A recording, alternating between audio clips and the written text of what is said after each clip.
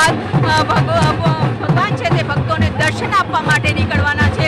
અત્યારે આ ત્રણેય રથોના ઉપર ભગવાન જગન્નાથ, બહેન સુભદ્રાજી અને ભાઈ બલદેવજી બિરાજમાન થઈ રહ્યા છે અને સુંદર શણગાર કરવામાં આવી રહ્યો છે। આ જે ભગવાન છે ત્યારે દર્શન કરવા આવતા હોય છે ભક્તો, ત્યારે ભગવાનનું જે સ્વરૂપ હોય છે તે મન મોહી લે તેવું સ્વરૂપ છે તે સુંદર તૈયાર કરવામાં આવતું હોય છે। ભગવાનને પિંક કલરના જે વાઘા છે તે પહેરવામાં આવ્યા છે, સાથે જે પાઘડી છે તે પણ રજવાડી પાઘડી છે તે ભગવાન ધારણ કરશે અને ભગવાનના સુંદર દર્શનનો લાવો છે તે ભક્તોને મળી રહે તે પ્રકારની આખી વ્યવસ્થા છે તે કરવામાં આવી છે અને દર્શન દૂરથી પણ થાય તેવા પ્રકારે આખી વ્યવસ્થા છે તે કરવામાં આવી છે। પરંતુ મોટી સંખ્યા સવારથી જ ભક્તોનો ભીડ છે તે અહીં જોવા મળી રહી છે। અત્યારે જે મહારાજ છે તેની સાથે વાત કરવાનો પણ પ્રયાસ કરીશું કે અત્યારે ભગવાન જગન્નાથ છે, જગन्नाथ विराजमान થઈ ગયા છે નંદી ઘોષમાં। आज जगन्नाथ हमें रथ यात्रा निकल रहा है, अनाज काल से निकलता आ रहा है। ભગવાનનું સ્વરૂપ છે તે ખૂબ જ સુંદર હોય છે। बहुत अच्छा लगा जगन्नाथ यात्रा निकलने में, ढेर सारी शुभकामनाएं।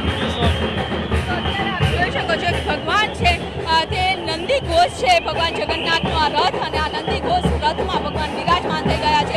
થોડી જ કલાકોમાં હવે બાહેર વિધિ થશે, ભગવાન જગન્નાથ નગર યાત્રાએ નીકળશે। ભગવાન જગન્નાથ સાથે બહેન સુભદ્રાજી પણ નગર યાત્રાએ નીકળવાના છે અને અત્યારે રથમાં વિરાજમાન થઈ ગયા છે।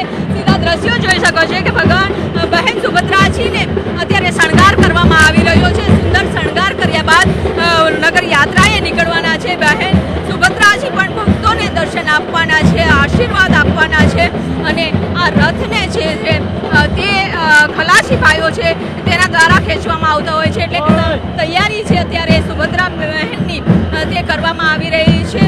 સુંદર શણગાર છે તે કરવામાં આવે છે અને સુંદર શણગાર કર્યા બાદ ભક્તોને જ્યારે દર્શન આપે છે ત્યારે ભક્તોના પણ મન મોહી લે તેવા દ્રશ્યો છે તે જોવા મળતા હોય છે। આપણી સાથે છે મફત કાકા, બહેન સુભદ્રાજીના રથ ખેંચવાનો લાવો દર વર્ષે આપને મળે છે, શું કહેશો?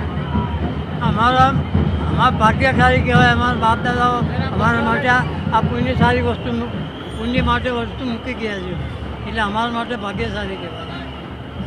અત્યારે આપ જોઈ શકો છો કે રથને અત્યારે શણગાર કરવામાં આવે છે। અંદર પણ આપ જોઈ શકો છો કે સુભદ્રાજીનો શણગાર છે તે કરવામાં આવી રહ્યો છે। ભક્તો ખૂબ જ આતુર છે દર્શન કરવા માટે અને આ દર્શનનો લાવો છે તે તમામ લોકો લેવા માટે અહીં મંદિર પહોંચી રહ્યા છે।